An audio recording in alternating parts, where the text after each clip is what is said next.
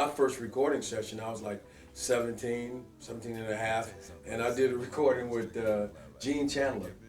And I played on three sides, but the side that was released, that was the hit, was The Girl Don't Care. Sure. Yeah. So well. yeah. So that I just kept playing, and I started getting gigs around town. And now, when you started gigging around town like that, were the spots like the Guys and Girls Cocktail Lounge, was those places around at that time? Or like Purr's Place, Purr Staples, and just different? What were the clubs that were happening during that time? The Bonanza. The Bonanza? The Ponderosa. Okay. The Blue Flame. I don't remember some of the clubs on the west side that I played, but the clubs on the south side I remember, because they had all the guys from the west side and the south side. They went all over town, and like these front men. Were these some of the same places like where Maurice White, when he was doing the local stuff out there, played? Maurice, I don't know. Maurice is ahead of me. A little bit ahead. Yeah, but I do know that he was doing gigs like downtown, because Maurice was mostly playing jazz. Sure. And so he did like really cool places, but some of the places I played were like on like Bucket of Blood or something. You know what I mean? Oh yeah, for sure. But to me, Chicago has always been fascinating, man. People talk about Detroit a lot, but people forget that when Berry Gordy really wanted to break a record, and believe me, I study radio, the first place he would send it was to Chicago's WVON with the Good Guys. That's where Motown broke all of their records before us on the West Coast or East. Anyway, he always came to you guys' town, so I've always had a different kind of... The Regal Theater. Oh yeah, the Regal, for sure. Yeah. For sure. Yeah, the acts used to come through there, all the Motown acts. Yeah, matter of fact, I have some posters you probably would be very interested in seeing, but they used to have the Battle of the Bands, man. It would be like Dyke and the Blazers, Marshall and the Chi-Lites, and I'm looking like, damn, you can see these people just locally, just at a local club. Marshall was a drummer. Marshall Thompson. Marshall Thompson. He was playing a lot of the places that Maurice White was playing as well. Marshall could play, man. Wow. Marshall, in fact, he turned me on to some gigs. He had like, it was a choice gig. It was this group of guys, the Scott Brothers, and they were like, of course, playing top 40 black radio, but they were a real cool band. And Marshall got me a gig with those guys. Wow. So take us to the next phase. After you left Chicago, where was it to next? Was it to New York or? I went to New York. I was with a group called the Constellations. That was Frank Floyd, who became a very popular session singer, as well as Zachary Sanders. Both those brothers are gone now. And the other one was Bobby Williams. Well, we actually came with a whole rhythm section and the three singers, but everybody else went back to Chicago but me. So I was like in a band with three singers and me, the drummer. Now, was this the early 70s? Yeah. And we were opening up for Dionne Warwick. She liked the band a lot. So I got a lot of experience, looking at Ray Lucas play concert halls when they didn't have all the electronics and all the monitors and stuff like that. We'd be playing colleges, and that's a guy that an unsung hero to me is Ray Lucas, an unbelievable drummer. In fact, our whole rhythm section, Ralph Ross on bass, Lee Valentine, Leakey on guitar. I learned a lot listening to those guys and performing and stuff. But I ran into Ralph McDonald.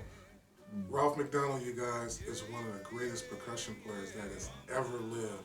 Too deep to go into in reference to his story, but I'll dumb this down. One of the commercial hits that you all know and love, Roberta Flack, Donny Hathaway, Where's the Love? He is the author. Yeah. Ralph McDonald. Ralph McDonald, Bill Salter, and Bill Eaton. They had a publishing company called Antesia Music. And so they were already established in New York, like they were doing the sessions and stuff like that.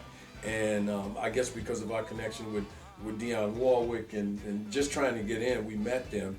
And if they saw someone that was trying to, work and was dependable and stuff like that, and that was my key to getting work, is I was like always on time, and always ready to do the job.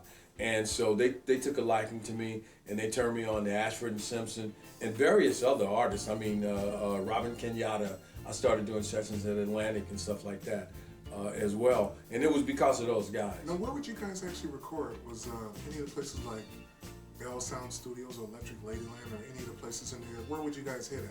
A&R, I remember A&R, a lot of stuff done there. And there were, you know, you're taking me back, there were a lot of studios, man. There's a lot of, sure, you know, around New York City Village all over. during those times. But A&R stands out, Hit Factory stands out, and there were also lots of, you know, jingles.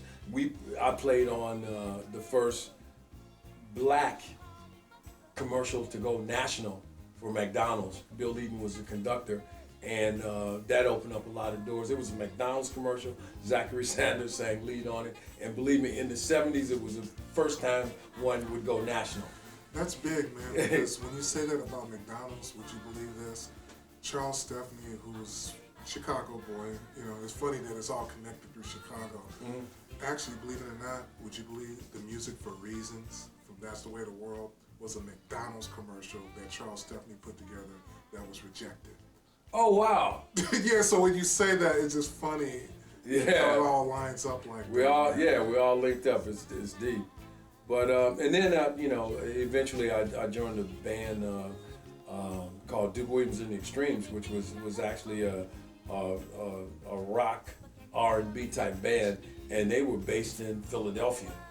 And so I started recording at Sigma, and that's how I started with the Sound of Philadelphia, which I feel I was so blessed to be involved in that. And there was so much music that went through there, and so many great people and artists and you know, singers, and there's so many people that they'll know every artist from the Sound of Philadelphia, but they don't know that was the Sound of Philadelphia, that there was a rhythm section.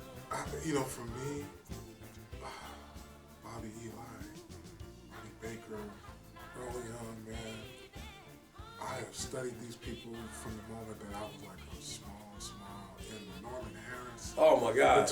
Oh God, so many hits, man. I mean, it's funny, people talk about Gamble and Hoff and those different people, man, but Ronnie Baker and the Hit Machine, when they were doing all of that Blue Magic, I was doing the Blue Magic and that stuff, man, to me, I was just, kids were outside playing it. To me, that stuff was, I can't even explain. Well, Baker, Harris, and Young, they did a lot of stuff they had their own production company. Sure.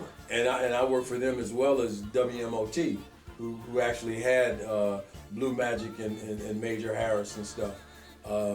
But those guys, I mean, as well as Roland Chambers, that's another guitar player that people don't know about. That was just an amazing guitarist, amazing musician. Who cut the majority of, because I'm drawing a blank here, who cut those sessions in reference to Blue Magic, like in reference to like Sideshow and that kind of stuff? Oh, that was Bobby Eli produced those. Yeah. He Who was the produced rhythm them. section on that stuff?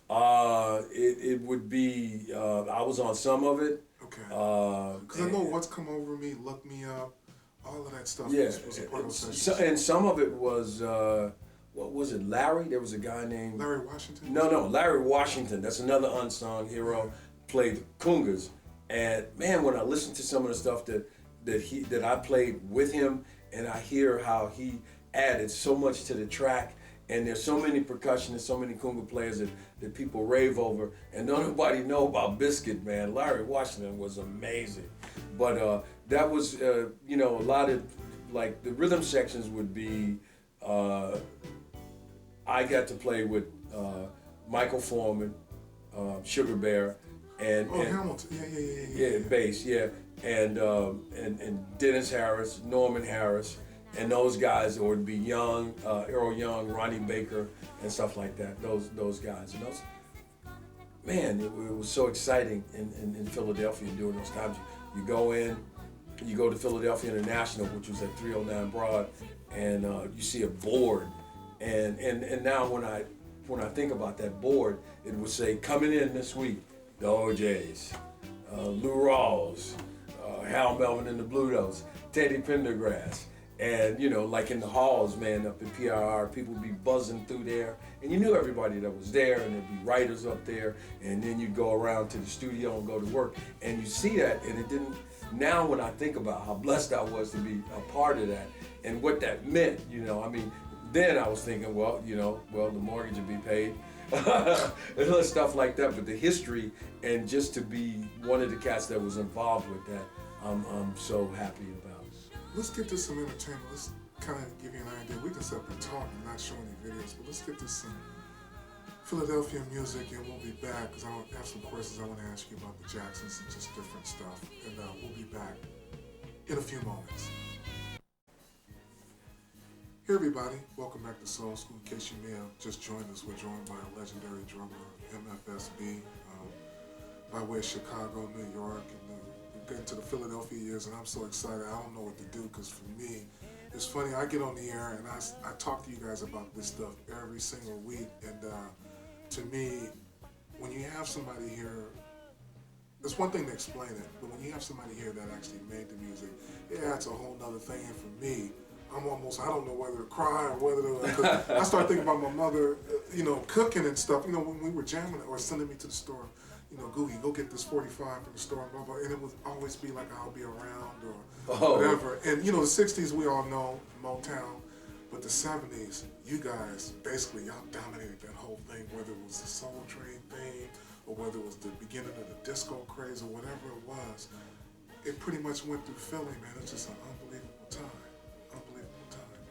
Yeah, it was a lot of different acts, producers coming through Philadelphia, you know, to get that sound and have that energy, and that was the thing about Philadelphia. There's a lot of energy, and it you know, and it sort of bled down from the producers, the writers, the engineers, you know, and there was a pride about being a member of the sound of Philadelphia, a member of MFSB. There's a lot of pride in that.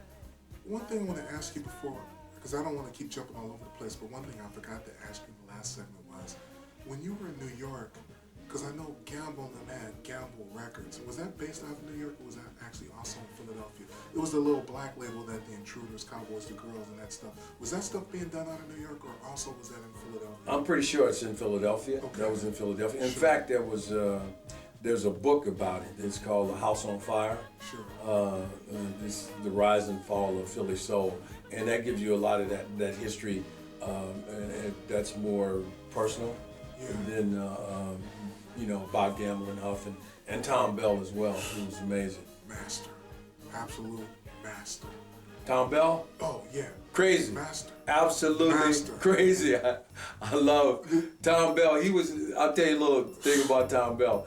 Tom Bell wrote all of his charts, okay? And when I say wrote all of his charts, is he wrote the rhythms for the guitars, he wrote the drum rhythms, he wrote everything. So a lot of people were kind of scared of him. Plus he had different time signature changes, you know, in his music. But the thing about it is for me, he would, you know, I'd look at the chart and he'd play it on the piano and you'd hear how it all flowed. So he'd give me a drum chart and then he'd say, okay man, you're the drummer. If you see anything you want to change, you can change it, but there it is. He wrote it so well, I really never had to change anything. You know, like I added like maybe a rhythm on the hi-hat because he'd write straight eighth notes, and I always added a little swing to my hi-hat and hi-hat openings. And Tom Bell loved drum fills, so that was real cool for me. But he was also, people thought he was so strict and everything, but he'd be conducting and leading the band, he'd look over at me in the drum chair and start making faces and, you know, just, and so like I'm trying to keep a straight face and play this man's music and he's making all these faces and talking and so that was one of the things about Philadelphia. It was a lot of fun during those sessions, you know, and Lou Rawls' session was on a Monday and it seemed like that Sunday, just about everybody that was in the band had seen Jaws. So we talked about Jaws for like about 40 minutes before we recorded You'll Never Find. So everybody was like, you know, just cracking up and laughing. Oh, you ate that chick up. And then we did that song.